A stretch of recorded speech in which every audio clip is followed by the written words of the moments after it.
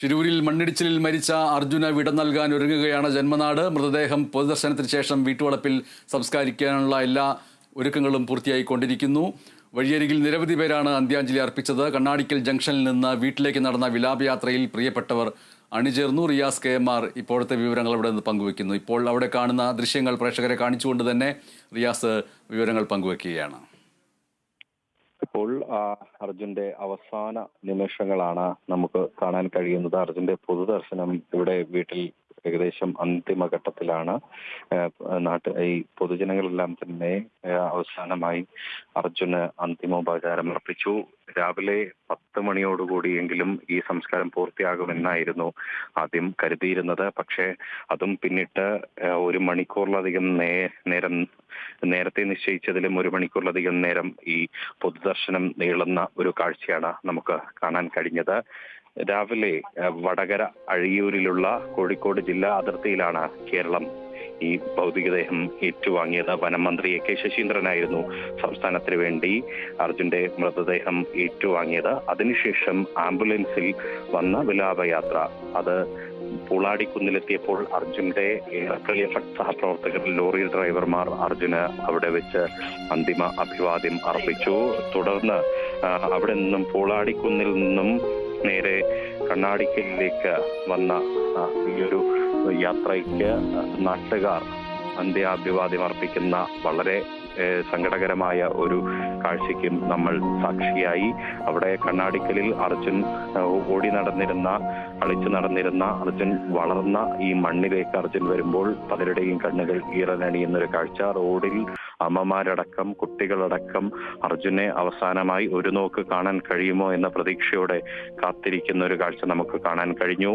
സംസ്ഥാന വനം മന്ത്രി AK ശശീന്ദ്രൻ ആ വിലാപയാത്രയ്ക്ക് മുൻപിലായി അതിനെ നയിച്ചുകൊണ്ട് മറ്റ് ജനപ്രതിനിധികൾ ഷാഫി പറമ്പിൽ MP, MLA മാരായ തോട്ടത്തിൽ രവീന്ദ്രൻ, T സിദ്ദിഖ്, ലിൻഡോ ജോസഫ്, സച്ചിൻ ദേവ്, ഒപ്പം തന്നെ KK രമ അടക്കമുള്ള MLA മാർ, AKM അഷ്റഫ്, ശിരൂരിൽ ഈ രക്ഷാദൗത്യത്തിന് നേതൃത്വം നൽകിയ AKM അഷ്റഫ്, കർണാടകയിലെ കാർവാറിലെ MLA സതീഷ് കൃഷ്ണസെയിൽ അടക്കമുള്ളവർ ആ വിലാപയാത്രയെ അനുഗമിക്കുന്ന ഒരു കാഴ്ചയും നമുക്ക് കാണാൻ കഴിഞ്ഞു. മറ്റൊന്ന് ഈശ്വർ മാൽപ്പയാണ്. അർജുനെ ജീവിതത്തിലേക്ക് തിരികെ കൊണ്ടുവരാനാകുമോ എന്നൊരു പ്രതീക്ഷയിൽ ഗംഗാവലി പുഴയിൽ നിരന്തരം ഉപ്പിലിട്ടുകൊണ്ട് അർജുനായി തെരച്ചിൽ നടത്തിയ ഈശ്വർ മാൽപ്പെ അർജുന്റെ മൃതദേഹത്തോടൊപ്പം തന്നെ കർണാടക മുതൽ കാർവാർ മുതൽ കാർവാർ മുതൽ കണ്ണാടിക്കൽ വരെ വരുന്ന ഒരു കാഴ്ച നമുക്ക് കാണാൻ കഴിഞ്ഞു. ഈ കണ്ണാടിക്കൽ ഗ്രാമം ഒരു കണ്ണീർ കടലായി തീരുന്ന ഒരു കാഴ്ചയാണ് പിന്നീട് നമ്മൾ കണ്ടത്. റോഡിന്റെ 2 വശത്തും 2 ഭാഗത്തേക്കാണ് ഈ വീടിന് മുൻപിലൂടെ റോഡ് കടന്നു പോകുന്നത്. ആ 2 ഭാഗത്തെയും റോഡുകളിൽ നീണ്ട നിര, കിലോമീറ്ററുകൾക്ക് അപ്പുറത്തേക്ക് നീണ്ട നിര നമ്മൾ കണ്ടു. 2 മണിക്കൂറിലേറെ നേരം ഈ ഒരു പൊതുദർശനം നീളുന്ന ഒരു കാഴ്ചയ്ക്കും നമ്മൾ സാക്ഷിയായി. അതിനിടെ വീട്ടിലെത്തിച്ച ഭൗതികദേഹം ജൂലൈ 8-നാണ് അർജുൻ അവസാനമായി ഈ വീട്ടിൽ നിന്നും പുറപ്പെടുന്നത്. കർണാടകയിലേക്ക് ലോറി തടിയെടുക്കാൻ വേണ്ടി പോകുന്നത്. അന്ന് മകനായ 2.5 വയസ്സുകാരൻ അയാൻ കൃഷ്ണയോട് അർജുൻ പറഞ്ഞിരുന്നത് തിരിച്ചു വരുമ്പോൾ മകനൊരു ലോറിയുമായി ഞാൻ വരാം എന്നുള്ളതാണ്.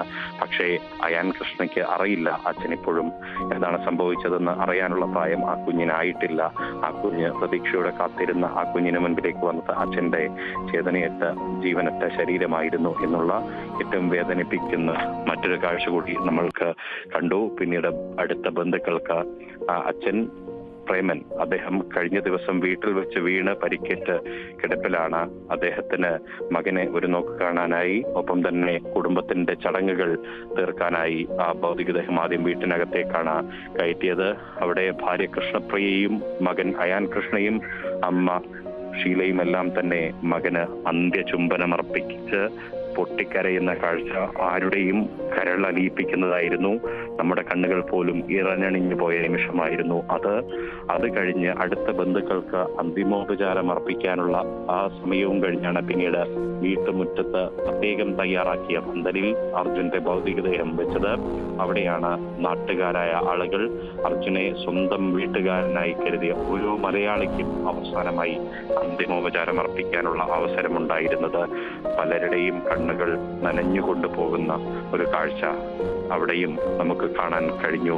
ഏറ്റവും ഒടുവിലിതാ ഇപ്പോൾ മൃതദേഹം സംസ്കരിക്കാനുള്ള തയ്യാറെടുപ്പുകളിലാണ്. ഐവർ മഠത്തിലെ ആളുകളാണ് ഇവിടെ സംസ്കാരത്തിനുള്ള ഒരുക്കങ്ങൾ നടത്തുന്നത്. അർജുന്റെ വീടിന്റെ ഒരു വശത്ത് അർജുന്റെ അമ്മയും അച്ഛനും കിടക്കുന്ന മൊയോട് ചേർന്ന് അർജുനും തൊട്ട് അരികിലായി അർജുൻ അന്ത്യനിദ്രയ്ക്കുള്ള ഒരുക്കങ്ങൾ തയ്യാറാക്കുകയാണ്.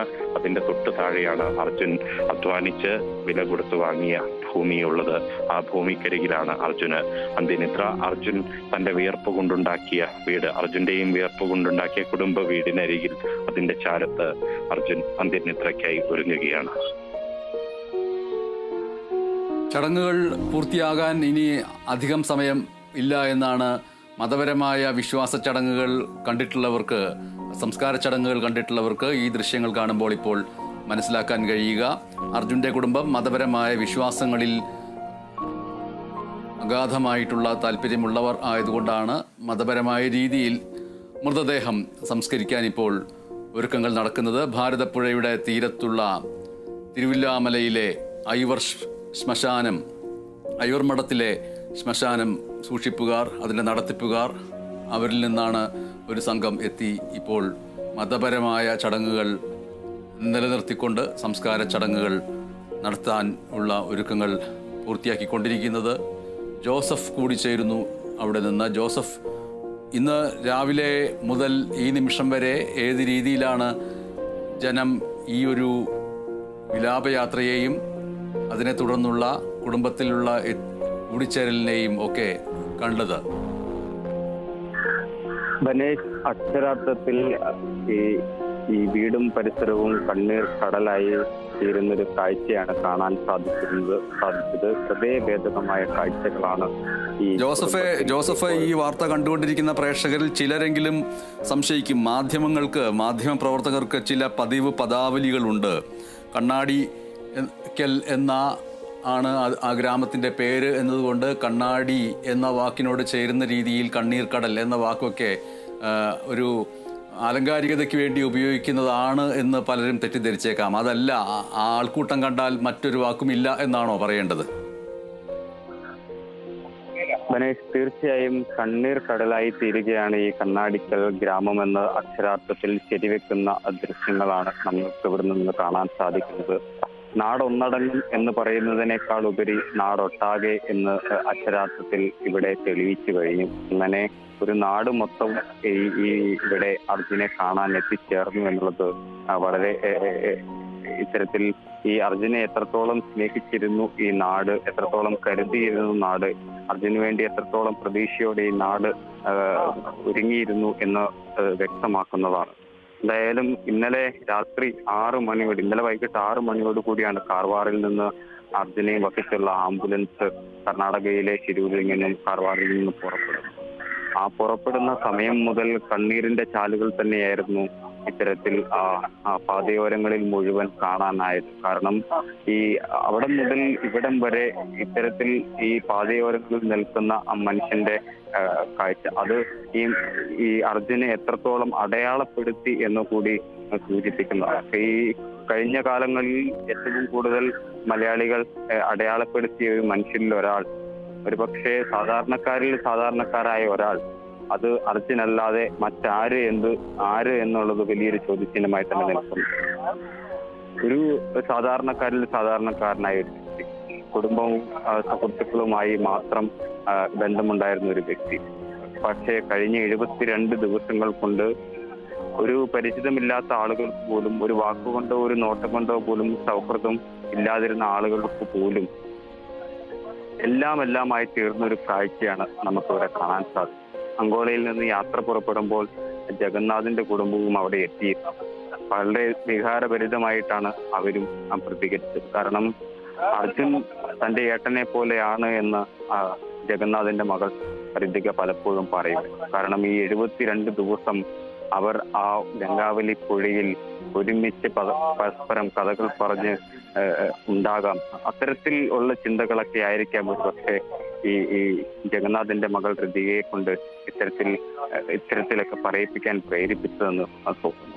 പിന്നീട് അങ്ങോട്ട് മലയാളികൾ എന്ന് മാത്രമല്ല, കന്നഡികരായ ആളുകൾ പോലും ഇത്തരത്തിൽ നമ്മളോട് ചോദിക്കുന്ന ഒരു സാഹചര്യമുണ്ട്. എപ്പോഴാണ് കണ്ണാടിക്കലിൽ എത്തിക്കുക, അവിടെ വരികയാണെങ്കിൽ കാണാൻ സാധിക്കൂ, അല്ലെങ്കിൽ ഇവിടെ എവിടെ നിന്നാലാണ് അർജുനെ കാണാൻ സാധിക്കുക.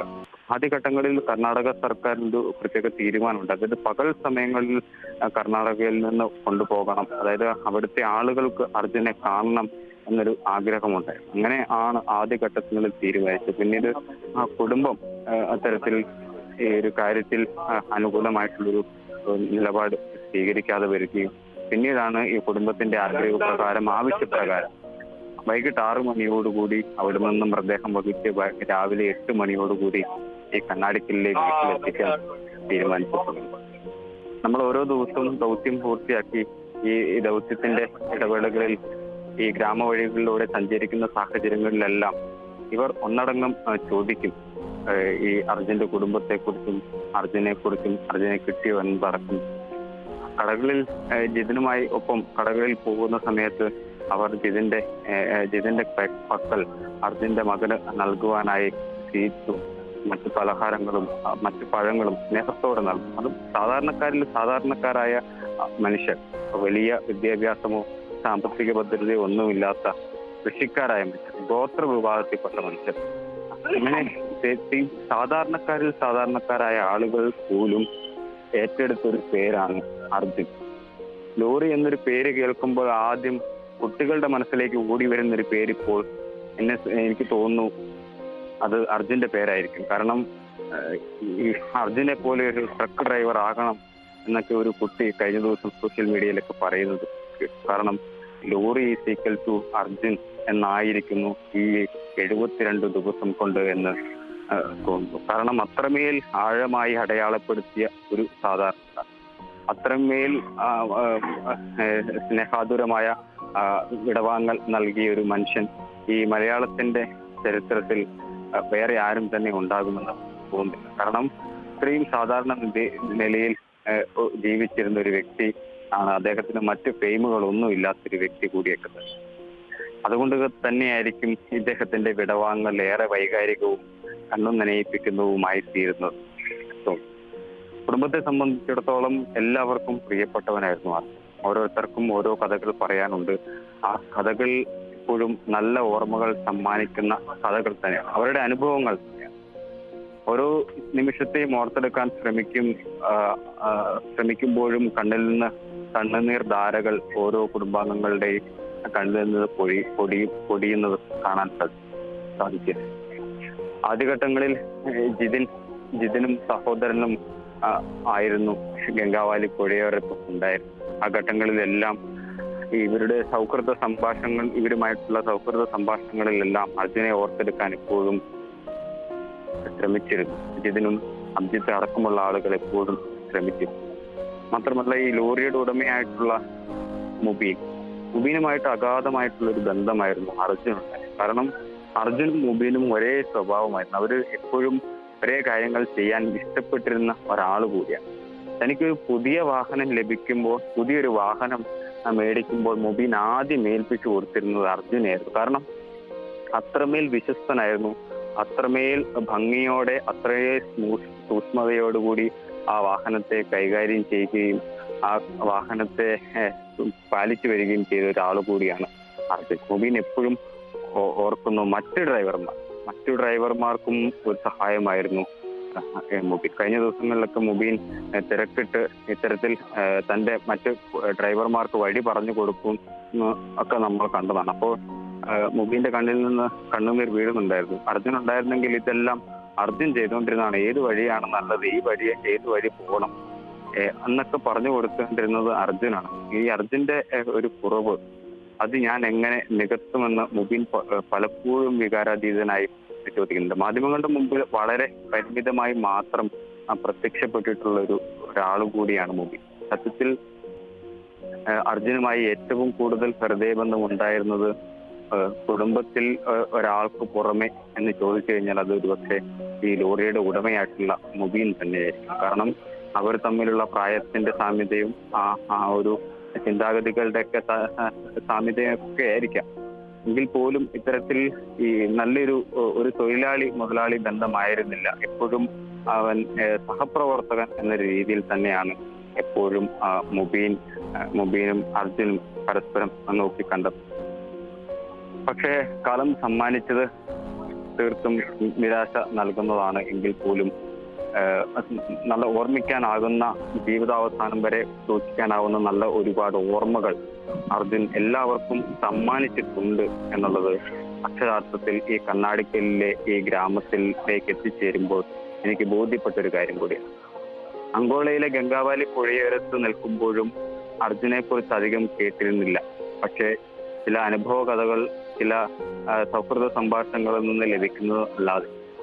പക്ഷേ ആ അനുഭവ കഥകളെല്ലാം സത്യമായിരുന്നു, അതിലെല്ലാം യാഥാർത്ഥ്യമുണ്ട് എന്ന് ഈ കണ്ണാടിക്കലിലെ ഈ വീട്ടിൽ നിന്ന് നിൽക്കുമ്പോൾ അത് മനസ്സിൽ ബോധ്യപ്പെടുന്ന ഒരു കാര്യം കൂടി തന്നെയാണ്.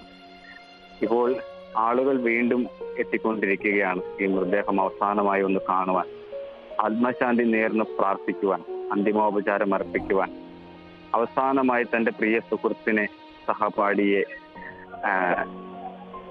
ബന്ധുവിനെ ഒക്കെ, കൂട്ടുകാരനെ കാണുവാൻ വേണ്ടി എത്തിച്ചേരുക. 11:30 ഇത്തരത്തിൽ പൊതുദർശനം അടക്കം തീർത്ത് സംസ്കാര ചടങ്ങുകൾക്ക് വേണ്ടി മൃതദേഹം വിട്ടുകൊടുക്കുമെന്നായിരുന്നു ആദ്യഘട്ടത്തിൽ അറിയിച്ചിരുന്നെങ്കിലും ഇത് നീളാനുള്ളൊരു സാധ്യതയാണ് ഇപ്പോൾ മുന്നിൽ കാണുന്നത്. എന്തായാലും വരുന്ന ആളുകളുടെ മുഖത്ത് പറയാൻ, അല്ലെങ്കിൽ മനസ്സിൽ സൂക്ഷിക്കാൻ, അല്ലെങ്കിൽ സന്തോഷിക്കാൻ ഈ അർജുനെ കുറിച്ചുള്ള നല്ല കഥകളും നല്ല ഓർമ്മകളും ഉണ്ട് എന്നുള്ളതാണ് ഏറ്റവും പ്രധാനം. അത് തന്നെയായിരിക്കും അർജുനെ ഇത്രത്തോളം സ്വീകാര്യത ഈ നാട് നൽകിയത്. കർണാടക സർക്കാരിനെ സംബന്ധിച്ചിടത്തോളം വൈകാരികമായ ഒരു ബന്ധം അവസാന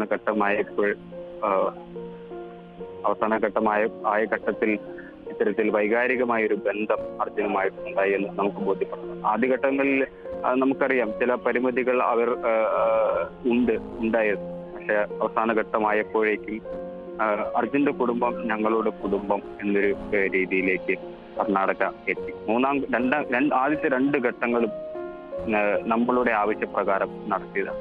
3-ാം ഘട്ടം അതിന് നേതൃത്വം നൽകിയതും അത് വിഭാവനം ചെയ്തതും അത് നടത്തിയതും കർണാടക സർക്കാർ. അവർ പറഞ്ഞതായിരുന്നു ശരിയെന്ന് 72-ാം ദിനം ബോധ്യം. ആദ്യഘട്ടത്തിൽ തെരച്ചിൽ നടക്കുന്ന സാഹചര്യത്തിൽ വളരെ പരുഷിതമായി മാധ്യമപ്രവർത്തകരോടും അതുപോലെ തന്നെ ബന്ധുക്കളോടും പെരുമാറിയതിൽ കർണാടക സർക്കാരിനെ ആ ഘട്ടങ്ങളിൽ കുറ്റപ്പെടുത്താൻ സാധിക്കില്ല. കാരണം ആ മല എപ്പോഴും വേണമെങ്കിലും നിലം പതിക്കാനാവുന്ന സാഹചര്യമേ. ഗംഗാവാലി പുഴ കലുഷിതമായി രൗദ്രഭാവം പൂണ്ടൊഴുകുകയാണ്. മലയിൽ നിന്ന് നീർച്ചാലുകൾ പൊട്ടി ഒലിക്കുന്നുണ്ടായി. ശക്തമായി പെയ്യുന്ന മഴയും കാറ്റും വലിയൊരു ഭീതി തന്നെയാണ് ആ പ്രദേശത്ത്.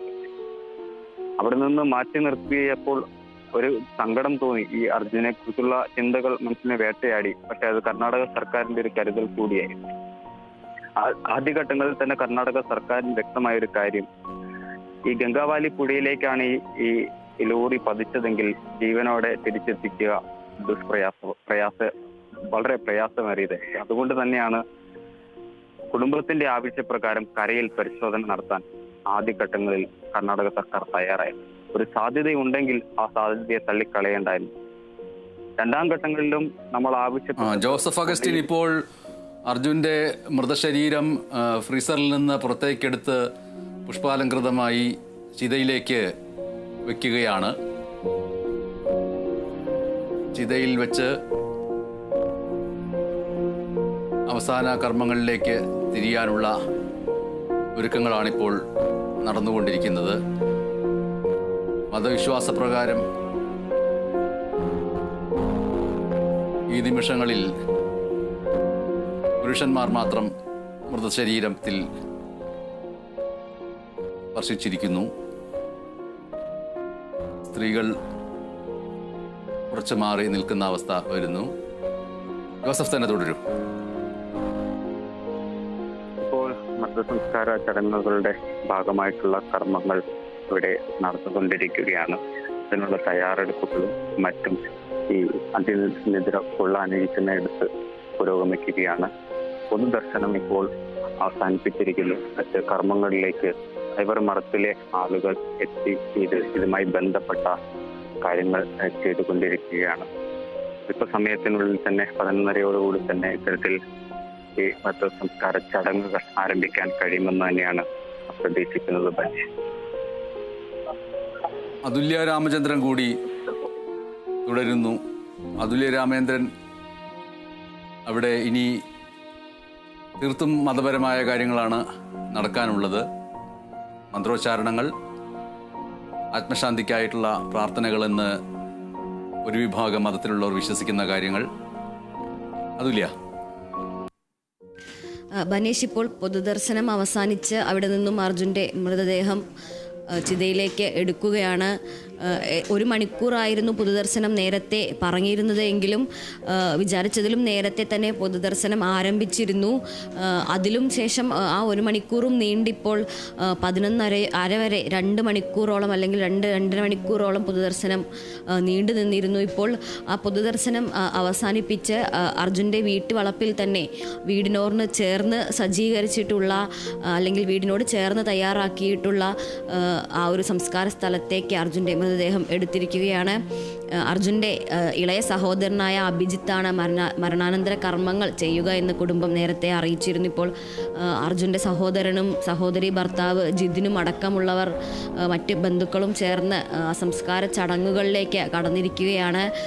അർജുൻ്റെ മൃതദേഹം വീടിനോട് ചേർന്ന് വീടിൻ്റെ വലതുവശത്തായി അർജുൻ്റെയും മകൻ്റെയും എല്ലാം റൂമിനോട് ചേർന്നാണ് അർജുന അന്ത്യവിശ്രമത്തിനുള്ള സ്ഥലം ഒരുക്കിയിരിക്കുന്നത്. അർജുൻ നിരന്തരമായി ഇത്തരം ദൂരയാത്രകളാണ് എപ്പോഴും ചെയ്തിരുന്നത് എന്നതിനാൽ തന്നെ മകനെ കാണാൻ പോലും പറ്റുന്നില്ല, മകനുമായി സമയം ചിലവഴിക്കാൻ പറ്റുന്നില്ല എന്ന് എപ്പോഴും പറയുമായിരുന്നു. ഇപ്പോൾ ഇന്ന് ഈ ഒരു ചിതയൊരുക്കുന്ന ഇന്നലെ അർജുൻ്റെ കുടുംബവും വാർഡ് കൗൺസിലർമാരും അടക്കമുള്ളവർ മാധ്യമങ്ങളെ കാണുമ്പോൾ അടക്കം പറഞ്ഞ ഒരു കാര്യം അതായിരുന്നു, തൻ്റെ മകനോടൊത്ത് സമയം. ഞാൻ അതിൽ ഒരു ശ്രദ്ധിച്ച ഒരു കാര്യം, ആ ദൃശ്യങ്ങൾ കാണുമ്പോൾ ശ്രദ്ധിച്ച ഒരു കാര്യം എന്ന് പറയുന്നത്, നമ്മൾ ഇതിൽ ദുഃഖത്തിൻ്റെതായ ഒരു മുഖം നൽകിക്കൊണ്ട്, ദുഃഖത്തിൻ്റെതായ ഒരു ലാഞ്ചന നൽകിക്കൊണ്ടാണ് ഈ വാർത്തയെ ഇങ്ങനെ റിപ്പോർട്ട് ചെയ്യുന്നത്. അവിടെ ഉള്ള എല്ലാവരുടെ ഉള്ളിലും കണ്ണീരും വേദനയും ഉണ്ട് എന്നുള്ളതൊരു യാഥാർത്ഥ്യവുമാണ്. അതിൽ ഈ മൃതദേഹത്തിൻ്റെ അരികിലുള്ള ഒരു കുഞ്ഞ് കുറച്ചു നേരം ആകാശത്തേക്ക് നോക്കി നിൽക്കുകയും ആകാശത്തേക്ക് എന്തോ ചൂണ്ടിക്കാണിക്കുകയും ഒക്കെ ചെയ്തിരുന്നു.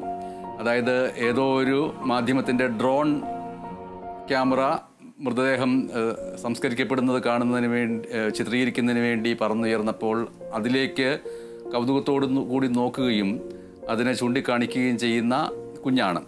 അപ്പോൾ വലിയവരുടെ ദുഃഖം എന്ന് പറയുന്നത് ഒരു ഭാഗത്ത്, ചെറിയവരുടെ നിഷ്കളങ്കത അതിന് പുറത്തേക്ക് മാറുകയും ചെയ്യുന്നു. അങ്ങനെ പലതരത്തിലുള്ള കാഴ്ചകളാണ് ഒരു സംസ്കാര ചടങ്ങിൽ എത്തിച്ചേരുമ്പോൾ കാണാൻ കഴിയുക. ഞാനതൊന്നും ഭംഗ്യന്തരയാണ് സൂചിപ്പിച്ചു എന്ന് മാത്രമേ ഉള്ളൂ. അതിലേക്ക് തുടരാം. തീർച്ചയായും ബനേഷ്, ആ ഒരു അർജുൻ്റെ പൊതുദർശനത്തിനായി ഒരുക്കിയിരുന്ന ആ ഒരു പന്തലിൽ ബനേഷ് സൂചിപ്പിച്ചതുപോലെ തന്നെ വളരെ ഹൃദയഭേദകമായ ഒരു സംഭവമായിരുന്നു ഈ അർജുൻ്റെ കാണാതാകലും അതിനെ തുടർന്നുള്ള ദൗത്യവും എല്ലാം. ഓരോ ഘട്ടങ്ങളിലും വളരെയധികം പ്രതിസന്ധി നിറഞ്ഞ ഒരു ദൗത്യമായിരുന്നു. എങ്കിൽ പോലും അതിനെല്ലാം ഇടയിലും കേരളത്തിന് അഭിമാനിക്കാനാകുന്ന പലതും ആ ഒരു ദൗത്യവുമായി ബന്ധപ്പെട്ടുണ്ടായിരുന്നു. കേരളത്തിൻ്റെ വിവിധ ജില്ലകളിൽ നിന്ന് വിവിധ സന്നദ്ധ പ്രവർത്തകരുടെ സംഘം സ്വയമേവ അങ്ങോട്ട് എത്തിച്ചേർന്നു. ആരും പറയാതെ അല്ലെങ്കിൽ ആരും അവരെ ഒന്നും ഏൽപ്പിക്കാതെയോ ഏകോപിപ്പിക്കാതെയോ സഹായം അഭ്യർത്ഥിക്കാതെ പോലും സ്വയം അർജുന് വേണ്ടി അല്ലെങ്കിൽ ഈ ഒരു ദൗത്യത്തിന് വേണ്ടി എല്ലാ സഹായങ്ങളും വാഗ്ദാനം ചെയ്ത് മുങ്ങൽ സംഘവും രക്ഷാപ്രവർത്തകരുടെ സന്നദ്ധ സംഘവും അടക്കമുള്ള കേരളത്തിൽ നിന്നുള്ള നിരവധി സംഘങ്ങൾ അവിടെ സ്വയം എത്തിച്ചേരുന്നു. രഞ്ജിത്ത് ഇസ്രായേൽ അടക്കമുള്ള രക്ഷാപ്രവർത്തകർ സ്വയം സഹായം വാഗ്ദാനം ചെയ്ത് അങ്ങോട്ടെത്തുന്നു. നിരന്തരം അവിടെയുള്ള എല്ലാ പ്രതിസന്ധികളെയും, ഈ പറയുന്ന പ്രതികൂല കാലാവസ്ഥയെ പോലും അതിജീവിച്ച് രാവും പകലും ഇല്ലാതെ അവിടെ നിന്ന് കൃത്യമായി വാർത്തകൾ പുറത്തെത്തിച്ച മാധ്യമങ്ങൾ ഈ അർജുനെ കാണാതായതിനു ശേഷം ഈ തിരച്ചിൽ ഊർജിതമാക്കുന്നതിന് ആവശ്യപ്പെട്ടുകൊണ്ട് നിരന്തരം പ്രവർത്തിച്ച അല്ലെങ്കിൽ ആ വിവരങ്ങളെല്ലാം പുറത്തെത്തിച്ചുകൊണ്ട് ഇത്തരത്തിലൊരു നടപടികൾ വേഗത്തിലാക്കാൻ സർക്കാരുകളെ നിർബന്ധിതരാക്കിയ മാധ്യമങ്ങളടക്കം ഇത്തരത്തിൽ എല്ലാവരുടെയും നിസ്തുലമായൊരു സേവനം കൂടി ഇതിനോടൊപ്പം പറഞ്ഞു പോകേണ്ടതുണ്ട്. ഈ അന്ത്യം അല്ലെങ്കിൽ ഈ വിരാമം എന്നത് അർജുൻ ഒരു ചേതനയറ്റ ശരീരമായി വീട്ടിലേക്ക് വരുന്നത് ആ ഹൃദയഭേദകമായ അല്ലെങ്കിൽ അത്രത്തോളം വിഷമമുണ്ടാക്കുന്ന ഒരു വിരാമമാകുമ്പോൾ കൂടിയും അതിൽ ഈ ഒരു ആ ദുഃഖഭരിതമായൊരു ഭംഗി കൂടി അവിടെയുണ്ട്. അതൊരു ആ ഒരു കേരളത്തിൻ്റെ അല്ലെങ്കിൽ ഒരു നാട് എങ്ങനെ ഒരാൾക്ക് വേണ്ടി ഒന്നിച്ചു എന്നതിൻ്റെ കൂടി ഒരു നേർചിത്രമാണ് ഇന്ന് ആ പന്തലിൽ നമ്മൾ കണ്ടത്. വളരെ രാവിലെ 6:30 അല്ലെങ്കിൽ 7 മണിക്ക് തന്നെ നമ്മുടെ പ്രതിനിധികൾ അവിടെ തടിച്ചുകൂടിയ ജനങ്ങൾക്കരികിൽ എത്തിയപ്പോൾ അവർ പറഞ്ഞ ഒരു കാര്യം, വയനാട് പുൽപ്പള്ളിയിൽ നിന്ന് വരെ ആളുകൾ അവിടെ കണ്ണാടിക്കൽ ജംഗ്ഷനിൽ നമ്മുടെ പ്രതിനിധികളെ കുറിച്ച് അതുല്യ പറഞ്ഞതുകൊണ്ട് നമ്മുടെ പ്രതിനിധിയായ റിയാസ് KM ലേക്ക് പോകാം. റിയാസ് KM അവസാന നിമിഷങ്ങളാണ്. അവിടെ ആരൊക്കെയാണ് ആ അന്ത്യകർമ്മങ്ങൾ നടത്തുന്നത്? ഒപ്പം അവരുടെ തൊട്ട് പിറകിലായി നിൽക്കുന്നവരാരൊക്കെയാണ്? മന്ത്രിമാരുണ്ട് എന്ന് മനസ്സിലാക്കുന്നു. രാഷ്ട്രീയ സാമൂഹ്യ സാംസ്കാരിക രംഗത്തെ നിരവധി പേരുണ്ട് എന്ന് മനസ്സിലാക്കുന്നു. സാധാരണക്കാരായിട്ടുള്ളവരുമുണ്ട് എന്ന് മനസ്സിലാക്കുന്നു. റിയാസ്, നമ്മളെപ്പോലും കരയിപ്പിച്ച ഒരു കാഴ്ചയുണ്ടായി അല്പം മുമ്പ്. കാരണം അർജുന്റെ 2.5 വയസ്സുള്ള മകൻ അയാൻ കൃഷ്ണയും ഒപ്പം തന്നെ അർജുന്റെ ഇളയ സഹോദരൻ അഭിജിത്തും ചേർന്നാണ് അർജുന്റെ ഭൗതികദേഹത്തിൽ അന്തിമമായി ചിതയ്ക്ക് തീ കൊളുത്തുക. അവർ അതിൽ ഈ കുഞ്ഞിനെ കുളിപ്പിച്ച് കൊണ്ടുപോയി. ആ സമയത്ത് കുഞ്ഞ് തന്റെ അച്ഛന്റെ വിയോഗത്തിന്റെ കുറിച്ച് അറിഞ്ഞു എന്ന് വേണം നമ്മൾക്ക് മനസ്സിലാക്കാൻ. പൊട്ടിക്കരയുന്ന ആ കുഞ്ഞ്, നേരത്തെ MS പറഞ്ഞു ആ കുഞ്ഞിനെ കുറിച്ച്, ആകാശത്തേക്ക് നോക്കി. ആ കുഞ്ഞ് ഒരുപക്ഷെ ആകാശത്തേക്ക് നോക്കിയത് ഒരു പ്രതീക്ഷയിലായിരിക്കണം. എല്ലാവരും ആകാശത്താണ് ഏതോ ഒരു ശക്തിയുള്ളത് എന്ന് പലപ്പോഴും ഈ വിശ്വാസികൾ വിശ്വസിക്കാറുണ്ടല്ലോ. അപ്പോൾ അതിന് സമാനമായ രീതിയിലാണ് ആ കുഞ്ഞ് ആകാശത്തേക്ക് നോക്കി പൊട്ടിക്കരഞ്ഞ് ആ കുഞ്ഞിനെ ആശ്വസിപ്പിക്കാൻ മുതിർന്നവർ പാടുപെടുന്ന ഒരു കാഴ്ച നമ്മൾ കണ്ടതാണ്. അത് എല്ലാവരുടെയും ഉള്ളുലയ്ക്കുന്ന ഒരു കാഴ്ചയായിരുന്നു. ഈ വീടിന്റെ അടുക്കള മുറ്റത്തു നിന്ന് ആ കുഞ്ഞ് കുളിച്ച് ഒരുങ്ങി ഈ ചടങ്ങിനായി വരുന്ന ആ രംഗം, അത് ക്യാമറ ദൃശ്യങ്ങളിൽ ആരും പകർത്തിയില്ല. കാരണം അതിന് അപ്പുറത്തൊരു മാനുഷികമായ ഒരു വശമും അതിനുണ്ട്. ആ വശം, ആ കാഴ്ച ഉള്ളുലയ്ക്കുന്നതായിരുന്നു. ആ കാഴ്ച അർജുന്റെ 2.5 വയസ്സുള്ള മകൻ അയാൻ കൃഷ്ണ ഈ ചിതയ്ക്കരികിലേക്ക് പോകുന്ന ഒരു കാഴ്ച. ഒരു അച്ഛന്റെ ഭൗതികദേഹത്തിന് ചെറിയ പ്രായത്തിൽ, ഒന്നും തിരിയാത്ത പ്രായത്തിൽ ചിതയ്ക്ക് തീ കൊളുത്തേണ്ടി വരുന്ന ഒരു മകൻ എന്ന് പറയുന്നത് ആരുടെയും മനസ്സിനെ അത്രയധികം നൊമ്പരപ്പെടുത്തുന്ന, ആഴത്തിൽ നീറ്റലുളവാക്കുന്ന ഒരു കാഴ്ചയാണ്. ആ കാഴ്ചയാണ് ഇവിടെ നമ്മൾ ഇപ്പോൾ കാണാൻ പോകുന്നത്. ഇവിടെ അന്തിമ കർമ്മങ്ങളെല്ലാം തന്നെ പുരോഗമിച്ചു കൊണ്ടിരിക്കുകയാണ്. ഐവർ മഠത്തിലെ ആളുകളാണ് അതിന് നേതൃത്വം കൊടുക്കുന്നത്. നേരത്തെ MS സൂചിപ്പിച്ചതുപോലെ മന്ത്രിയുണ്ട്. മന്ത്രി AK ശശീന്ദ്രനുണ്ട്. നേരത്തെ MP-മാർ വന്നിരുന്നു. MP-മാരായ MK രാഘവനും ഷാഫി പറമ്പിലും അടക്കമുള്ളവർ വന്നിരുന്നു. മുൻ MLA പ്രദീപ് കുമാർ അടക്കമുള്ളവരെ നമുക്ക് ഈ ദൃശ്യങ്ങളിൽ നിന്നും ഈ പരിസരത്തും കാണാൻ കഴിയുന്നുണ്ട് എന്നുള്ളതാണ്. തിങ്ങിക്കൂടിയ ആളുകൾ ഈ അർജുനും ഒപ്പം തന്നെ അർജുന്റെ മുറിയോട് ചേർന്നാണ് അർജുന് അന്ത്യവിശ്രമം ഒരുക്കുന്നത്. ആ തൊട്ടപ്പുറത്തെ മുറി അർജുന്റെ അച്ഛനും അമ്മയും കിടക്കുന്ന മുറിയാണ്. ആ മുറിക്കരികിലായി, അർജുൻ വാങ്ങിയ സ്ഥലത്തിനരികിലായാണ് ഈ അന്ത്യവിശ്രമം ഒരുക്കുന്നത്. ഏറ്റവും മനുഷ്യത്വം വിതുമ്പിപ്പോകുന്ന ഒരു കാഴ്ച, മനുഷ്യർ വിതുമ്പിപ്പോകുന്ന ഒരു കാഴ്ചയ്ക്കാണ് ഇനി നമ്മളൊക്കെ സാക്ഷിയാവുന്നത്. അല്പം മുൻപ് ആ കാഴ്ച കണ്ടപ്പോൾ ഉള്ളുലഞ്ഞു പോയി എന്നുള്ളത് ഒരു യാഥാർത്ഥ്യമാണ്. കാരണം ഒരു പിഞ്ചു കുഞ്ഞ് സ്വന്തം അച്ഛൻ ജീവനറ്റ് കിടക്കുന്നതറിയാതെ, അത് മനസ്സിലായെന്ന വണ്ണം പൊട്ടിക്കരഞ്ഞുകൊണ്ട് അച്ഛനെ കാണണമെന്ന് വാശി പിടിച്ചുകൊണ്ട് ഇത്രയും ദിവസം കരഞ്ഞിരുന്ന കുഞ്ഞ്, തനിക്ക് ഉള്ള അച്ഛൻ നൽകിയ വാക്കുപോലെ തനിക്കുള്ള ലോറിയുമായി വരുമെന്ന് പ്രതീക്ഷിച്ച് ഓരോ തവണ ഈ വീട്ടിനരികിലേക്ക്, ഈ വീടിന്റെ മുന്നിലെ റോഡിലൂടെ ലോറി, ചെറിയ മിനി ലോറി ഉൾപ്പെടെ കടന്നു പോകുന്ന സമയത്ത് അത് തന്റെ അച്ഛനായിരിക്കും, ആ അച്ഛന്റെ ലോറിയായിരിക്കും എന്ന് കരുതി ലോറി എന്ന് വിളിച്ചോടുന്ന അയാൻ കൃഷ്ണ എന്ന 2.5 വയസ്സുകാരൻ കഴിഞ്ഞ ദിവസത്തെ മാതൃഭൂമി പത്രത്തിന്റെ 1ാമത്തെ പേജിൽ നമ്മൾ ആ ചിത്രം കണ്ടതാണ്. ഏറെ കരളലിയിപ്പിക്കുന്ന ആ ചിത്രം. ആ കുഞ്ഞിന്റെ ഇത്രയും ദിവസത്തെ ഒരു പ്രതീക്ഷയായിരുന്നു അത്. അച്ഛൻ ഇനി വരുന്നത് തനിക്കുള്ള ലോറിയുമായിട്ടായിരിക്കും എന്നുള്ളത്. പക്ഷേ അച്ഛൻ അയാൻ കൃഷ്ണയ്ക്ക് കൊടുക്കാനായി ലോറി വാങ്ങിയിരുന്നു.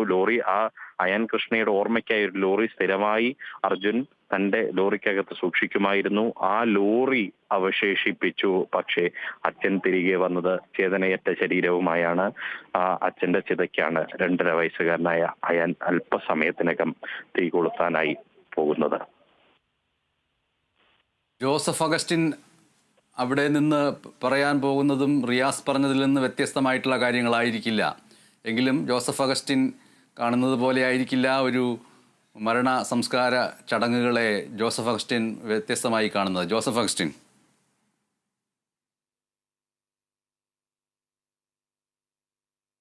ജോസഫും അവിടെയുണ്ട്, അതുല്യ രാമേന്ദ്രൻ ഉണ്ട്. അതുല്യ രാമേന്ദ്രനിലേക്ക്. ഗണേഷ്, ഇപ്പോൾ സംസ്കാര ചടങ്ങുകൾ പുരോഗമിച്ചുകൊണ്ടിരിക്കുകയാണ്. അർജുൻ്റെ കുടുംബാംഗങ്ങളടക്കമുള്ളവർ ചിതയിൽ വെച്ച് സംസ്കാരത്തിനുള്ള അതിൻ്റെ അന്തിമ ഘട്ടത്തിലേക്ക് അടുത്തിരിക്കുകയാണ്. ഇപ്പോൾ ഹൈന്ദവ മതാചാര പ്രകാരമുള്ള മരണാനന്തര കർമ്മങ്ങളെല്ലാം ഇപ്പോൾ പൂർത്തിയാക്കിക്കൊണ്ടിരിക്കുകയാണ്. അർജുൻ്റെ മൃതദേഹം ചിതയിലേക്ക് എടുത്തു കഴിഞ്ഞു. ഇപ്പോൾ നിലവിൽ ചിതയിലേക്ക് തീ പകരുന്നതിനുള്ള ഒരുക്കങ്ങൾ, അല്ലെങ്കിൽ ആ ദഹിപ്പിക്കുന്നതിന്, അർജുൻ്റെ മൃതശരീരം ദഹിപ്പിക്കുന്നതിന് മുന്നോടിയായുള്ള തീ പകരുന്നതിനായുള്ള ഒരുക്കങ്ങളാണ് ഇപ്പോൾ നടന്നുകൊണ്ടിരിക്കുന്നത്. അർജുൻ്റെ ഇളയ സഹോദരനായിട്ടുള്ള അഭിജിത്താണ് ഈ മരണാനന്തര കർമ്മങ്ങൾ നടത്തുക.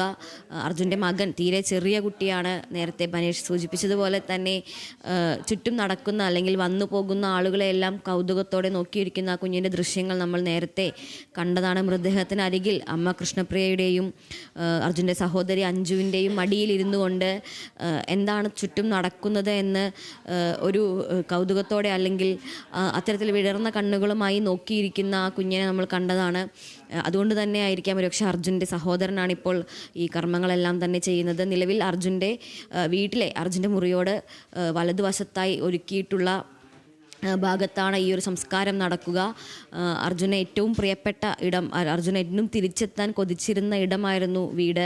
ഇപ്പോൾ വീട്ടിൽ തനിക്ക് ഒട്ടും സമയം ചിലവഴിക്കാൻ കിട്ടുന്നില്ലല്ലോ എന്ന് നിരന്തരം പരിഭവപ്പെട്ടിരുന്ന ആ ഇടത്തേക്ക് അർജുൻ അവസാനമായി മടങ്ങിയെത്തിയിരിക്കുകയാണ്.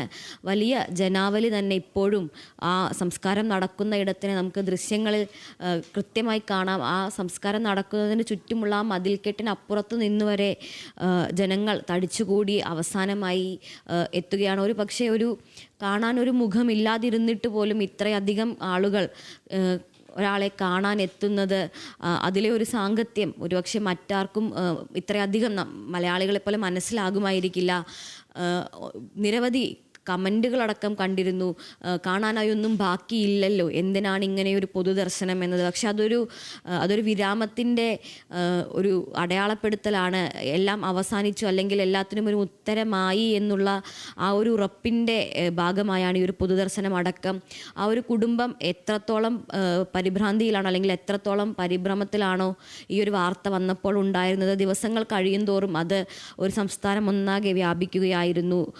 ലോകമെമ്പാടുമുള്ള മലയാളികളും ഈ മലയാളികളല്ലാത്തവർ പോലും എന്തായിരിക്കും ഇതിൻ്റെ വരും ദിവസങ്ങളിൽ കിട്ടാൻ പോകുന്ന വാർത്തകൾ എന്ന രീതിയിൽ ഓരോ ദിവസവും എഴുന്നേറ്റയുടനെ തന്നെ എന്തായി എന്ന് ആകാംക്ഷയോടുകൂടി, ഒരു പക്ഷേ പ്രതീക്ഷയോടുകൂടി ഇരിക്കുന്ന ഒരു തരത്തിലേക്കാണ് നാളുകൾ മാറി വന്നത്. അതുകൊണ്ട് തന്നെ ഈ അർജുനെ തിരികെ, ചേതനയറ്റ ശരീരമായെങ്കിലും അർജുനെ തിരികെ ലഭിക്കുന്നതും അർജുൻ തൻ്റെ ജന്മനാട്ടിലേക്ക് അന്ത്യവിശ്രമത്തിനായി മടങ്ങി വരുന്നതുമെല്ലാം ആ കുടുംബത്തിൻ്റേതുപോലെ തന്നെ ഒരു സംസ്ഥാനത്തിൻ്റെ തന്നെ ദുഃഖമായി മാറുകയായിരുന്നു. ഒരുപക്ഷെ ഒരു സാധാരണക്കാരന് ലഭിക്കാവുന്നതിൽ വെച്ച് ഏറ്റവും അനിതര സാധാരണമായൊരു മടക്കമാണ് അർജുന് ലഭിച്ചിരിക്കുന്നത്.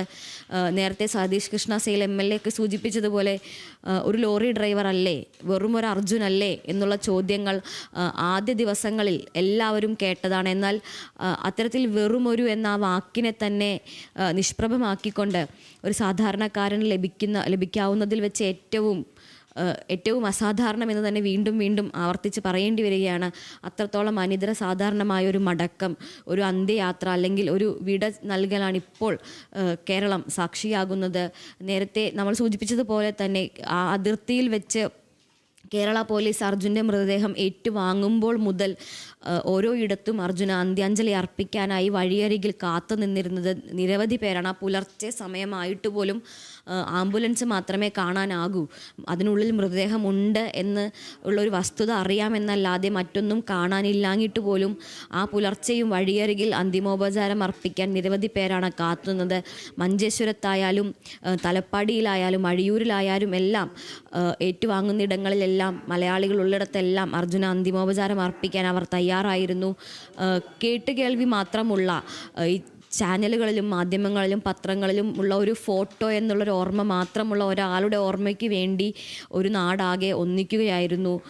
അതിൻ്റെ ഒരു നേർചിത്രം കൂടിയാണ് ഇപ്പോൾ നമുക്ക് ആ മൃതദേഹത്തിൻ്റെ പൊതുദർശനത്തിൻ്റെ ആ ഒരു പന്തലിൽ കാണാൻ കഴിയുന്നത്. ഇപ്പോൾ ആ ചിതയിലേക്ക് എടുത്തുകൊണ്ട് അവസാന ഘട്ടത്തിലേക്ക് കടക്കുകയാണ് അവിടെ അവസാന ഘട്ടത്തിലേക്ക് കടക്കുമ്പോൾ തൊട്ടരികിൽ തന്നെ നമ്മുടെ പ്രതിനിധി റിയാസ് KM അതിൻ്റെ വേദന പങ്കുവെക്കുന്നു. റിയാസ്, ഇപ്പോഴിതാ അന്തിമ കർമ്മങ്ങൾ നടന്നുകൊണ്ടിരിക്കുന്നു. അർജുന് അവസാനമായി യാത്രയക്കാനുള്ള എല്ലാ ഒരുക്കങ്ങളും എല്ലാ മതപരമായ ചടങ്ങുകളുമാണ് ഇപ്പോൾ നടന്നുകൊണ്ടിരിക്കുന്നത്. അതിന് നേതൃത്വം നൽകുന്നത് അർജുന്റെ ഇളയ സഹോദരൻ അഭിജിത്തും, ഒപ്പം തന്നെ ഈ കർമ്മത്തിൽ ഇതിന് നേരത്തെ ഞാൻ പറഞ്ഞതുപോലെ ചിത കൊളുത്തുന്നത് 2.5 വയസ്സുള്ള മകൻ അയാൻ കൃഷ്ണയും, ഒപ്പം ഈ സഹോദരനായിട്ടുള്ള അർജുന്റെ സഹോദരനായിട്ടുള്ള അഭിജിത്തുമാണ്. അർജുന്റെ സഹോദരി അടക്കമുള്ളവർ, മറ്റ് അർജുന്റെ അടുത്ത സഹോദരങ്ങൾ അടക്കമുള്ളവരുണ്ട്. ഇവിടെ ഈശ്വർ മാർപ്പയിൽ മനാഫിനെയും എല്ലാം തന്നെ നമുക്ക് തൊട്ടരികിലായി കാണാൻ കഴിയും. മനാഫുണ്ട്, ലോറി ഡ്രൈവർ മുബീൻ, ഇവരെല്ലാം തന്നെ അവിടെ ഉണ്ട്. ഈശ്വർ മാൽപ്പയുണ്ട്. ഈശ്വർ മാൽപ്പെ ഇവിടത്തേക്ക് എത്തിയ ഒരു കാഴ്ച കാണാം. അർജുന്റെ കുഞ്ഞുൾപ്പെടെയുള്ള ആളുകൾ അവിടെ ഉണ്ട് എന്നത് നമുക്ക് കാണാൻ കഴിയുന്നുണ്ട്. ഇപ്പോൾ അവർ ഈ മൃതദേഹത്തെ പ്രദക്ഷിണം വെക്കുകയാണ്. പ്രദക്ഷിണം വെച്ച് വീണ്ടും മറ്റ് കർമ്മങ്ങൾ ഈ ആയൂർ മഠത്തിലെ ആളുകൾ പറയുന്നതിനനുസൃതമായ സംസ്കാരത്തിന് ആവശ്യമായ ചടങ്ങുകൾ, കർമ്മങ്ങളാണ് ഇപ്പോൾ പുരോഗമിക്കുന്നത്. ഏതാനും നിമിഷങ്ങൾ കഴിഞ്ഞാൽ ഈ നാട്ടുകാരുടെ പ്രിയപ്പെട്ട അർജുൻ, വീട്ടുകാർക്കെല്ലാമായിരുന്ന അർജുൻ ഇനി ദീപ്തമായ ഒരു സ്മരണ മാത്രമായി, ഓർമ്മയിലെ ഒരു ജ്വലിക്കുന്ന നക്ഷത്രമായി അർജുൻ ഇനി ഓർമ്മയിലാണ് ജീവിക്കുക. അല്പസമയം കഴിഞ്ഞാൽ അഗ്നിനാളങ്ങൾ അർജുന്റെ ഭൗതികദേഹം ഏറ്റുവാങ്ങും. ആത്മാവും ഓർമ്മകളും ബാക്കിയാക്കി അർജുൻ മൺമറയും. അതിനുള്ള അന്തിമമായ ചടങ്ങുകളാണ് ഈ ചുറ്റും ശ്മശാനത്തിന് സമാനമായ രീതിയിൽ ചിതയൊരുക്കുന്നതുമായി ബന്ധപ്പെട്ട ഒരു കർമ്മങ്ങളാണ് ഇപ്പോൾ നടക്കുന്നത്. അർജുന്റെ ഭൗതികദേഹത്തിന് ചുറ്റും കമ്പിവേലി കൊണ്ട് അത് ചിത തയ്യാറാക്കുകയാണ് ഐവർ മഠത്തിലുള്ള ആളുകൾ.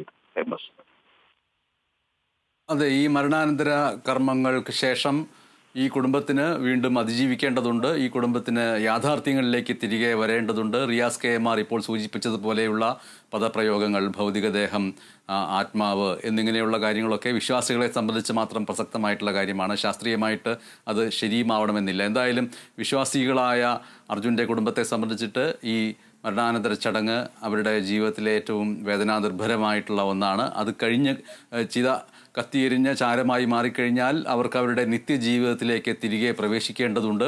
ആ നിത്യജീവിതത്തിൽ തനിക്ക് ലഭിച്ച ജോലിയുമായിട്ട് മുന്നോട്ട് പോയി മക്കളെയും മറ്റും വളർത്തി വലുതാക്കിയെടുക്കുക, അവർക്ക് വിദ്യാഭ്യാസം നൽകുക എന്നടക്കമുള്ള കാര്യങ്ങളിലേക്ക് പോകേണ്ടതുണ്ട്. കുടുംബാംഗങ്ങൾക്ക് വാസ്തവം തിരിച്ചറിഞ്ഞ് ഇനിയുള്ള ജീവിതത്തെ ഒരു സാധാരണ ഒരു കുടുംബം നേരിടുന്നത് പോലെ നേരിടേണ്ടതുമുണ്ട്. അത് ആണ് ഇനി അവരെ അടുത്ത ദിവസങ്ങളിൽ കാത്തിരിക്കുന്നത്. ഇത് ഒരു കേവലമായ ചടങ്ങ് മാത്രമാണ്. ആ ചടങ്ങ് അതിൻ്റെ അവസാന ഘട്ടങ്ങളിലേക്ക് പോയിക്കൊണ്ടിരിക്കുന്ന നിമിഷങ്ങളുമാണ് ഇപ്പോൾ. അതുല്യയിലേക്ക് അല്പസമയം. ബനേഷ്, ഇപ്പോൾ റിയാസ് KM സൂചിപ്പിച്ചതുപോലെ തന്നെ സംസ്കാര ചടങ്ങുകൾ അതിൻ്റെ ഏറ്റവും അവസാന ഘട്ടത്തിലേക്ക് എത്തിക്കഴിഞ്ഞിരിക്കുന്നു. അർജുൻ്റെ ചിത പൂർണ്ണമായും മൂടി അവസാനമായി ഇപ്പോൾ അടുത്തുനിന്ന് മറ്റു കുടുംബാംഗങ്ങളെ, ഭാര്യയെയും കുഞ്ഞുമകനെയും അടക്കമുള്ളവരെ മാറ്റി ചിതയ്ക്ക് തീ കൊളുത്താനുള്ള ആ ഒരു ഘട്ടത്തിലേക്ക് പ്രവേശിക്കുകയാണ്. ഇപ്പോൾ അർജുൻ്റെ അനിയൻ അഭിജിത്ത് ചിതയ്ക്ക് തീ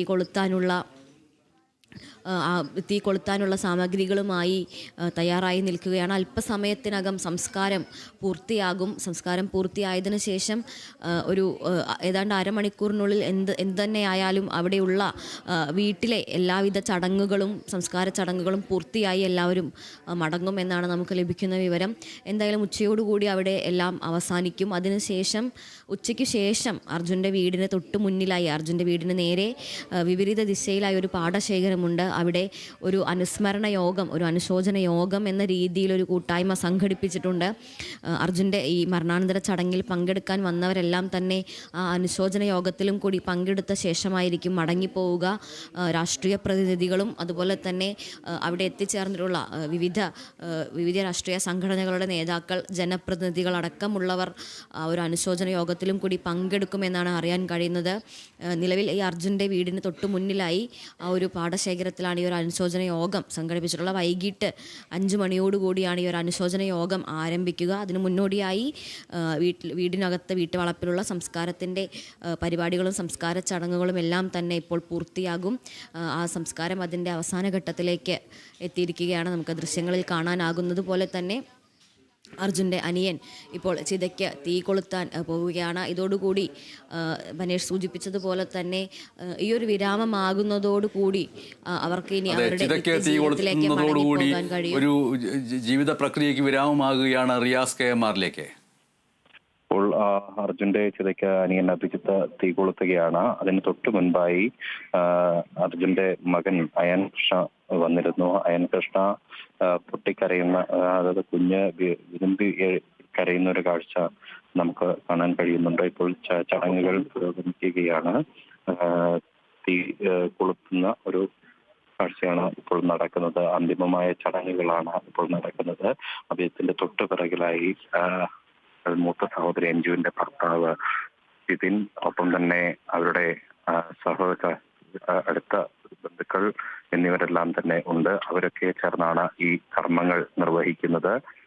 അവസാനമായി പ്രിയതമന് അന്ത്യചുംബനം നൽകി ഭാര്യകൃഷ്ണ പ്രിയ തൊട്ടു മുൻപ് എത്തിയിരുന്നു. പിന്നാലെയാണ് മകനെ കൊണ്ടുള്ള കർമ്മങ്ങളെല്ലാം തന്നെ അവർ പൂർത്തീകരിച്ചത്. എന്നാൽ മകൻ സ്വന്തം പിതാവിന്റെ ഭൗതികദേഹത്തിന് മുമ്പിൽ വാവിട്ട് നിലവിളിക്കുന്ന ഒരു കാഴ്ച കൂടി നമ്മൾ കണ്ടു. ഇപ്പോഴിതാ അർജുൻ അഗ്നിനാളങ്ങളിൽ എരിയുന്ന ഒരു കാഴ്ചയാണ് നമുക്ക് കാണാൻ കഴിയുന്നത്. ഗംഗാവലിപ്പുഴ 72 ദിനങ്ങൾ അടക്കി പിടിച്ച അർജുൻ എന്ന് പറയുന്ന മകൻ ഇപ്പോഴിതാ അഗ്നിനാളങ്ങൾ ഏറ്റുവാങ്ങാൻ പോകുന്നു.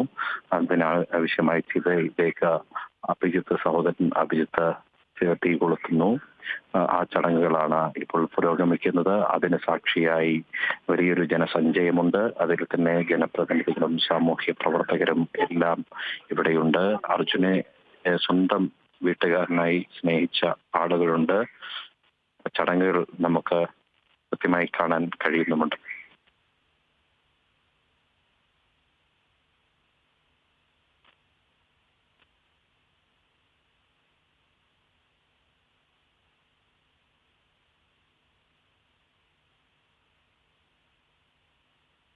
അതുല്യയിലേക്ക്.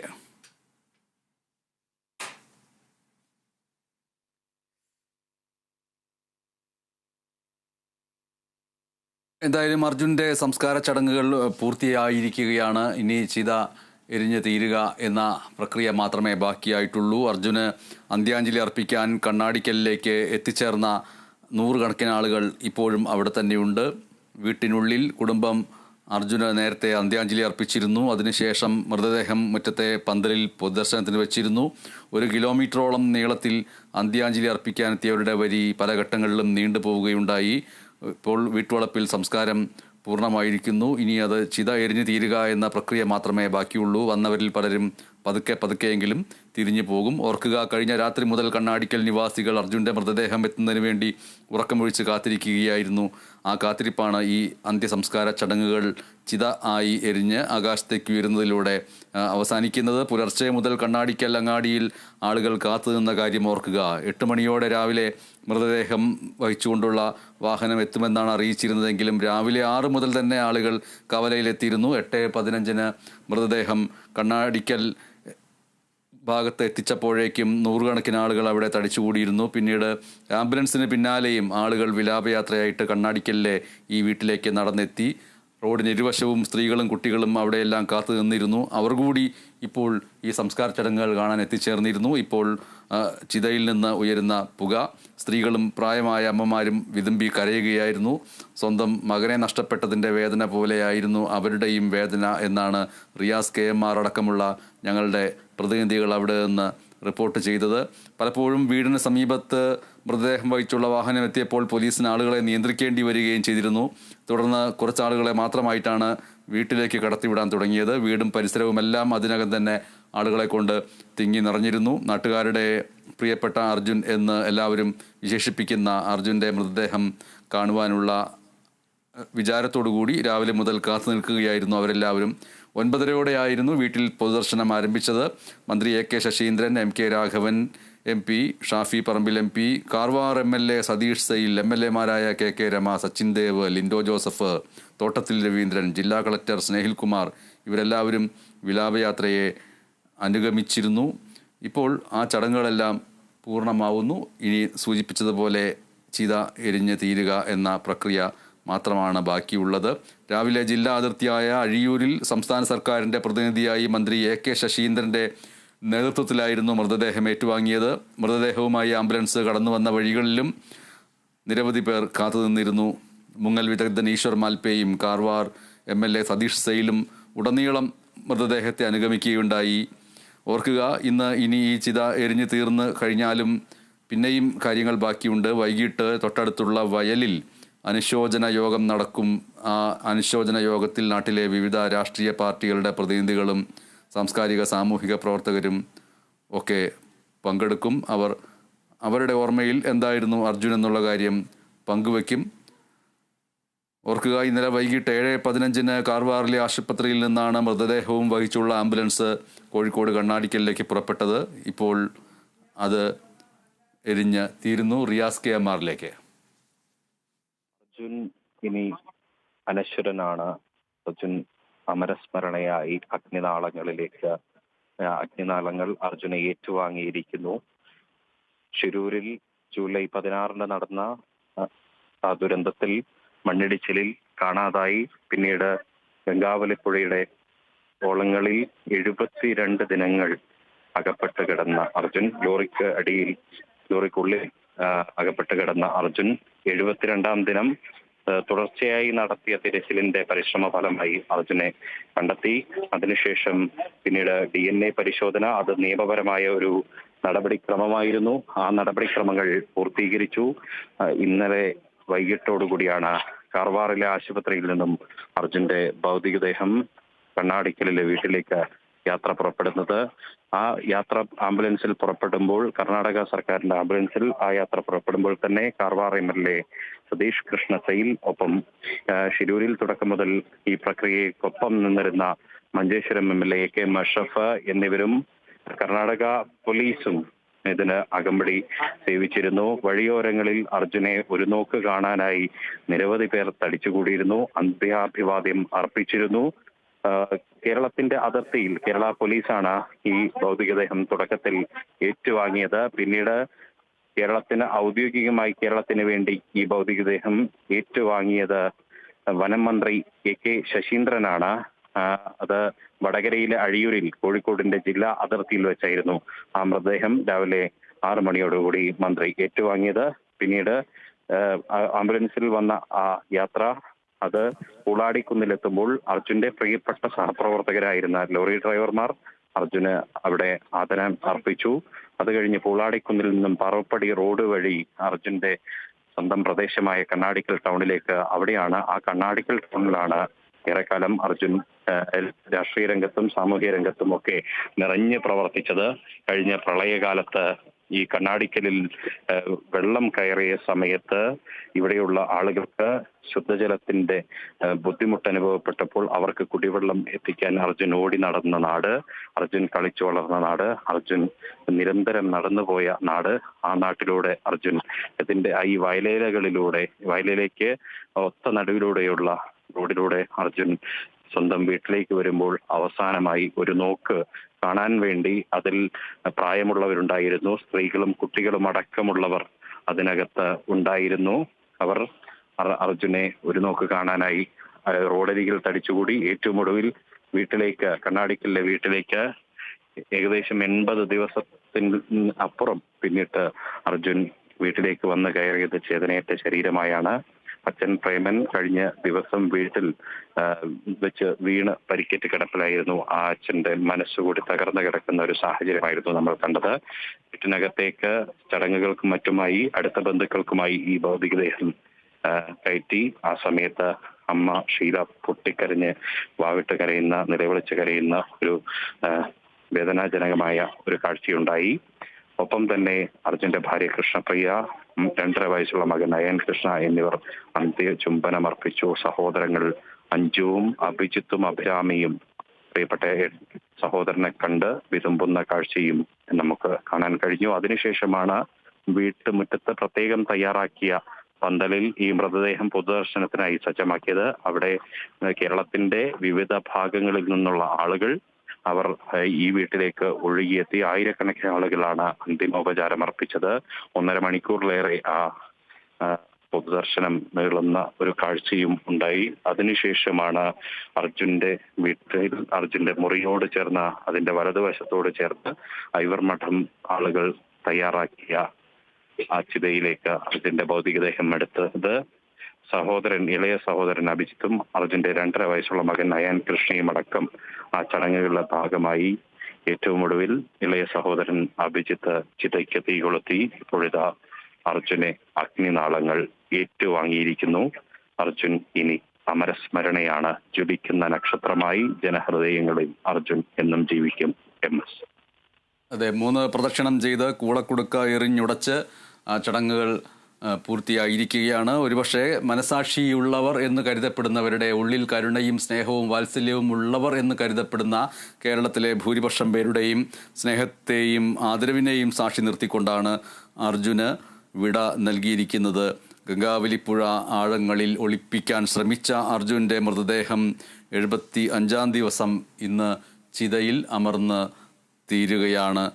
നിരവധി പേർ ഒരു നോക്ക് കാണാൻ കണ്ണാടിക്കലിലെ വീടിന് പുറത്ത് ഇപ്പോഴുമുണ്ട്. എല്ലാവർക്കും ഈ സംസ്കാര ചടങ്ങുകൾ അവിടെ വന്നിട്ടുള്ള എല്ലാവർക്കും കാണാൻ കഴിഞ്ഞിട്ടുണ്ടായിരുന്നില്ല.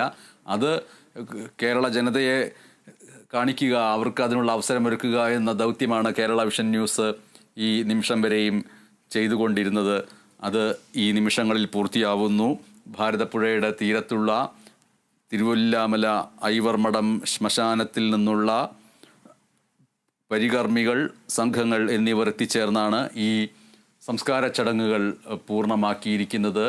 ഇനി അർജുൻ എന്ന് പറയുന്നത് ഒരു വലിയ ഓർമ്മയാണ്. ആ ഓർമ്മ എന്ന് പറയുന്നത് ഒരു വലിയ ദുരന്തത്തിലേക്ക് ഏത് സമുദായത്തിൽ നിന്നോ, ഏത് സമൂഹത്തിൽ നിന്നോ, ഏത് വർഗത്തിൽ നിന്നോ, ഏത് വർണ്ണത്തിൽ നിന്നോ, ഏത് ഭാഷയിൽ നിന്നോ ഉള്ള ആൾ വീണുപോയാലും ആ വ്യക്തിയെ തിരിച്ച് ജീവിതത്തിലേക്ക് എത്തിക്കാൻ ഒരു സമൂഹം, ഒരു നാട് മുഴുവൻ ഉണർന്ന് പ്രവർത്തിക്കുക തന്നെ ചെയ്യും.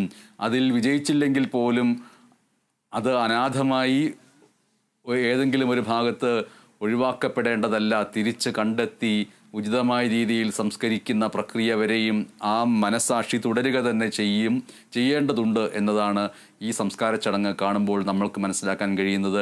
നിരവധിയായ മരണങ്ങൾ ഇപ്പോഴും ലോകത്തിൽ നടന്നുകൊണ്ടിരിക്കുന്നു. പ്രശസ്തരുടെ മരണങ്ങൾ നടന്നുകൊണ്ടിരിക്കുന്നു, അപ്രശസ്തരുടെ മരണങ്ങൾ നടന്നുകൊണ്ടിരിക്കുന്നു. ഒരു പുഴുവിനെ പോലെ നികൃഷ്ടമായി തെരുവിൽ വീണ് മരിക്കുന്ന നിരവധി പേർ ഇപ്പോഴും ഭൂമിയിൽ ബാക്കിയുണ്ട്. ഈ ദൃശ്യങ്ങൾ കണ്ടുകൊണ്ടിരിക്കുമ്പോഴും ലബനനിൽ, ഇസ്രായേലിൽ, പലസ്തീനിൽ, വെസ്റ്റ് ബാങ്കിൽ ഒക്കെ യുദ്ധം നടന്നുകൊണ്ടിരിക്കുന്നു. ചിതറിത്തെറിച്ച ശരീരങ്ങൾ വീഴുന്നു. ഓരോ ദിവസവും ലക്ഷക്കണക്കിന് പേരുടെ മരണങ്ങൾ സംഭവിച്ചുകൊണ്ടിരിക്കുന്നു. ആ മരണങ്ങളിൽ നിന്ന് ഈ മരണം വ്യത്യസ്തമാണോ എന്ന് ചോദിച്ചാലല്ല. പക്ഷേ ഈ മരണത്തെ പ്രധാനപ്പെട്ട ഒന്നാക്കി മാറ്റിയത് എന്ന് പറയുന്നത് ആ വ്യക്തിയെ കാണാതായ നിമിഷം മുതൽ ആ വ്യക്തി ജീവിതത്തിലേക്ക് തിരിച്ചു വരുമെന്ന് പ്രതീക്ഷയുണ്ടാക്കുന്ന രീതിയിൽ ഓരോ വിഭാഗം മനുഷ്യരും നടത്തിയ അധ്വാനങ്ങൾ, യജ്ഞങ്ങൾ എന്നിവ കൊണ്ടുകൂടിയായിരിക്കാം. എന്തായാലും ഇനിയും വരാനിരിക്കുന്ന ദുരന്തങ്ങളെ മുൻകൂട്ടി കാണാൻ കഴിയട്ടെ. ഗംഗാവലിപ്പുഴയുടെ തീരങ്ങളുടെ മുകളിലുള്ള മലകൾ ഇപ്പോഴും ഉരുൾപൊട്ടലിന് സജ്ജം ആണ്. ആ വഴിയെ പോകുന്നവർ ഇനിയും സൂക്ഷിക്കേണ്ടതുണ്ട് എന്നുള്ള വലിയ പാഠവും ഈ ചിതയിൽ നിന്നുയരുന്ന പുകയുടെ ഗന്ധം നമ്മെ ഓർമ്മിപ്പിക്കുന്നുണ്ട് എന്ന് മാത്രം പറയുന്നു. നമ്മൾക്ക് 12 മണി മുതൽ ഇന്നത്തെ പ്രധാനപ്പെട്ട വിവാദമായ വാർത്തകളിലേക്കും മറ്റ് സംഭവങ്ങളിലേക്കുമെല്ലാം പോകാനുണ്ട്. ഇപ്പോൾ ഈ നിമിഷം നാം ഈ ദൃശ്യങ്ങളിൽ നിന്ന് പിൻവാങ്ങുകയാണ്. നമസ്കാരം.